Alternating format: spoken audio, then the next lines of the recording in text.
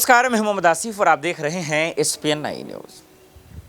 क्या अडानी की जेपीसी जांच हो पाएगी? क्या सुप्रीम कोर्ट के आदेश का पालन मोदी सरकार नहीं कर पा रही है? क्या मोदी सरकार की कुर्सी खतरे में है? क्या वाकई में अडानी मसले से बुरी तरीके से फंस चुके हैं अमित शाह जी? ये तमाम सवाल आपको जानने का वक्त आ गया है, जो हम आपको दिखाएंगे और आपको बताएंगे। तो चलिए एक रिपोर्ट के माध्यम से दिखाते हैं और बताते हैं कि किस तरीके से अडानी मसले पर जानबूझकर मोदी सरकार ने कुताही की, उनको नहीं परखा, उनको नहीं समझा और उसके बाद इस पर लापरवाही दिखाई। कोर्ट के आदेश आए, इसके बावजूद वो भटकते नजर आए और यही वजह है कि कांग्रेस हमेशा से और अब तक और अभी तक सवाल पे सवाल खड़े करता रहा। चाहे चीन का मामला हो, चाहे अतीक का मामला हो, अडानी का मामला हो, क्यों नहीं इस पर जांच करवाते हैं? मोदी सरकार के भ्रष्टाचार की जांच क्यों नहीं करवा पाती? इस रिपोर्ट से समझिए। सामने लाएगा, बड़े बड़े खुलासे हुए हैं, चाहे वो अडानी महाघोटाला हो, चाहे वो चीन का अतिक्रमण हो। मुझे खेद के साथ कहना पड़ता है, जब अधिकांश मीडिया को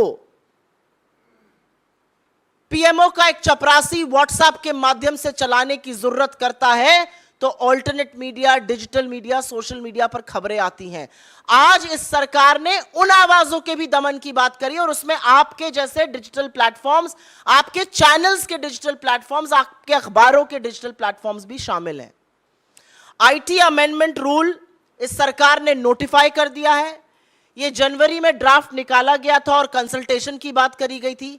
कोई व्यापक चर्चा इस पर नहीं हुई। जो स्टेक होल्डर्स हैं वो संतुष्ट नहीं है उस चर्चा से और उसके बाद भी रातों रात इसको नोटिफाई कर दिया जाता है। ये आईटी अमेंडमेंट रूल तब नोटिफाई किए जा रहे हैं जब आईटी एक्ट 2021 की ऑलरेडी कोर्ट्स में है, सुप्रीम कोर्ट के सामने है। सुप्रीम कोर्ट को अभी उस पर चर्चा करनी है और उसका संज्ञान लेना है। तो ऐसी क्या जल्दी है? और अब जो जनवरी में आया था उसमें फेक न्यूज के खिलाफ पीआईबी फैक्ट चेक करेगा। अब और भी बड़ी बात कह दी गई है, फेक न्यूज या मिस इंफॉर्मेशन जो सेंट्रल गवर्नमेंट के खिलाफ है, उस पर एक इंडिपेंडेंट यूनिट जो सरकार के अंतर्गत रहेगी बॉडी, वो फैक्ट चेक करेगी। सरकार ही कोतवाल है, सरकार ही मुजरिम है, सरकार ही जज है, सरकार ही सब कुछ अपने बारे में करेगी। तो अगर आप कोई सवाल सरकार से उठाते हैं जो कि असहज है, तो अब ट्विटर, फेसबुक, यूट्यूब, व्हाट्सएप, तमाम ऐसे प्लेटफॉर्म्स को सरकार ने अपने आप को एक एकाधिकार दे दिया, एक छत्र राज दे दिया है कि वो उनसे कहकर उस न्यूज को हटा सकते हैं। लेकिन ज्यादा कुछ कहने से पहले सरकार के ट्रैक रिकॉर्ड की बात कर लेते हैं। आपको याद होगा 2019 में चुनाव के जस्ट पहले आप ही के एक साथी ने बहुत बड़ी एक स्टोरी लगाई थी कि हिंदुस्तान में बेरोजगारी 35 साल में सबसे ऊपर है।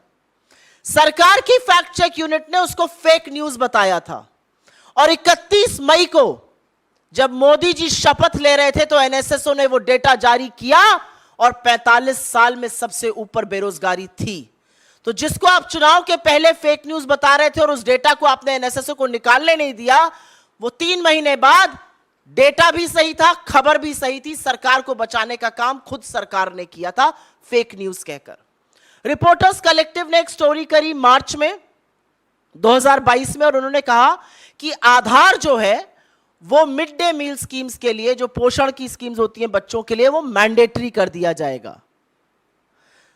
सरकार की यूनिट ने उसको जून में फेक न्यूज बताया कि ये फेक न्यूज है और अगस्त में विमेन एंड चाइल्ड डेवलपमेंट ने एक नोटिस जारी किया और कहा कि आधार मैंडेटरी नहीं होगा।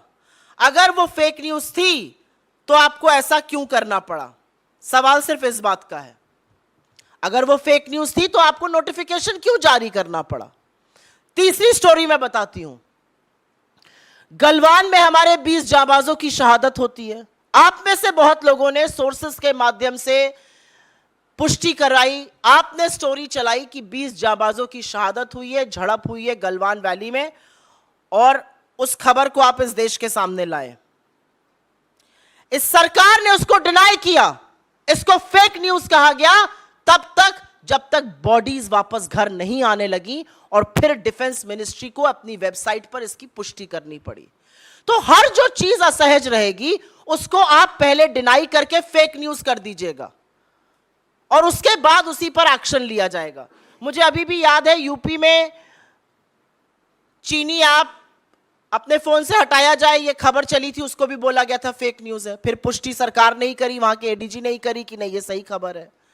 राहुल गांधी जी ने रेलवे की निजीकरण की बात करी थी भारत जोड़ो यात्रा के दौरान, उसको भी फेक न्यूज कहा गया था। बाद में सबने देखा क्या हुआ।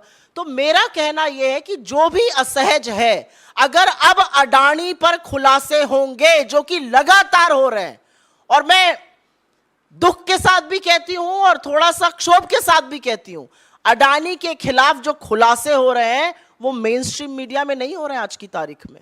अगर डिजिटल प्लेटफॉर्म्स इसको कर रहे हैं, अगर सोशल मीडिया की फैक्ट फाइंडिंग एजेंसीज इस पर कर रही हैं काम, उसको भी फेक न्यूज कहा जाएगा। अब हम देश को पूरी तरह से सेंसरशिप पर ले जा रहे हैं, क्योंकि ये जो नोटिफिकेशन है ये सिर्फ और सिर्फ सेंसरशिप है, इसका और कोई भी पर्याय नहीं है। इसका मुझे और कोई समझ में नहीं आता है। आज मामला राष्ट्रीय सुरक्षा का है। एक चीनी कंपनी अडानी के हर कॉन्ट्रैक्ट में सब कॉन्ट्रैक्टर है। वो दहेज से लेके कांडला, हजीरा, मुंद्रा हर पोर्ट में घुसा हुआ है। उसको भी फेक न्यूज बता देंगे, उसके भी डिफेंस में आ जाएंगे। तो सवाल आज ये है कि क्या विपक्ष की आवाज को दबाते दबाते सरकार अब स्वच्छंद मीडिया, सरकार अब पूरी तरह से सेंसरशिप पर उतर आई है, और यह जरूरी है कहना। और अब ये जो एक बेतुकी बात कही गई, fake news against central government, अगर ऐसा ही है तो सरकार को आईना भी दिखाना चाहिए। भारतीय जनता पार्टी से ज्यादा बड़ी फेक न्यूज फैक्ट्री दुनिया में कोई नहीं है, और फेक न्यूज के सरगना जितनी भारतीय जनता पार्टी की आईटी सेल के हेड और आईटी सेल के लोग हैं, उनसे बड़े कोई नहीं है। लगातार उनका झूठ पकड़ा जाता है, और हम ही नहीं, सोशल मीडिया प्लेटफॉर्म्स भी उसको वेरीफाई करते हैं कि ये मैनिपुलेटेड मीडिया है, ये आउट ऑफ कॉन्टेक्स्ट मीडिया है, ये फेक न्यूज है। झूठ फैलाने का काम इस सरकार के मंत्री करते हैं, खुद प्रधानमंत्री झूठ बोलते हैं। मैं नहीं पढ़ना चाहती किसी और विवाद में, लेकिन यह सच है कि जो विवाद इस समय प्रधानमंत्री की एजुकेशन या किसी चीज को लेकर चल रहा है, उसका जो बेडरॉक है, द इशू देयर इज कि वो झूठ बोला गया है। तो किसकी फेक न्यूज की बात करेंगे आप? एक व्यक्ति प्रशांत पटेल है, स्टैंडिंग काउंसिल है गोवा का, भाजपा का सदस्य। कल सुप्रीम कोर्ट ने उसको बोला कि आप लगातार फेक न्यूज फैलाते हैं, आप माफी मांगिए। इसके खिलाफ सरकार एक्ट करेगी। और ये जो रूल्स हैं, इनकी सबसे बड़ी खराबी ये है कि इसमें कोई भी जुडिशियल ओवरसाइट नहीं है। आपने प्लेटफॉर्म को बोल दिया, प्लेटफॉर्म को हटाना ही पड़ेगा। इसमें रेगुलेटरी मैकेनिज्म कोई नहीं है। और एक ये भी सच है कि डिजिटल प्लेटफॉर्म्स ने खुद से आगे बढ़कर एक सेल्फ रेगुलेटरी बॉडी बनाई है, जैसे कि प्रेस काउंसिल ऑफ इंडिया है, जैसे कि एनबीएसए है टीवी चैनल्स के लिए। ऐसी ही एक बॉडी उन्होंने भी बनाई है, self regulatory body. Self regulatory body बनाने की बात फैक्ट चेकर्स के लिए भी चल रही है। फैक्ट की आपको बड़ी चिंता है, लेकिन फैक्ट चेकर्स को जेल में डालना है। तो दिक्कत की बात यह है कि जब सरकार, एक हमारे शास्त्रों में कहा गया, निंदक नियरे राखिए। सरकार को ना निंदक पसंद है, ना निंदा पसंद है, ना स्पष्ट बात करने वाले पसंद हैं। आपको लगता है कि ये सारी चीजें करके आप विपक्ष को या इंडिपेंडेंट मीडिया को या असहज सवालों को दबा दीजिएगा, तो सच छुपाए नहीं छुपता है, ये अपने आप में एक बात है। मुझे ऐसा लगता है कि सरकार की समस्या ही ये है कि कोई सवाल ना पूछे। क्या सरकार ये जवाब दे सकती है कि भारतीय जनता पार्टी 18,000 फेक? देखा आपने, कांग्रेस खुलेआम और जो है जबरदस्त तरीके से ये सवाल पूछ रहा है कि आपके मन में है ही क्या चाहते हैं आप? बोल क्यों नहीं देते कि भाई हम नहीं करा पाएंगे? ये कम से कम अडानी जी को जेल ही भेज दीजिए, उनको गिरफ्तार ही कर लीजिए, क्योंकि इतना बड़ा घोटाला हुआ और उसके बावजूद आप आंच नहीं आने दिए। तो ये सवाल के घेरे में तो है, और यही वजह है कि कांग्रेस ये सवाल पूछ रहा है। दर्शकों, आपको क्या लगता है, क्या मोदी सरकार ने अडानी को बचाने का काम किया? हमें कॉमेंट कर जरूर बताइएगा। देश दुनिया की बड़ी खबरों के लिए देखते रहे SPN9 न्यूज़। नमस्कार।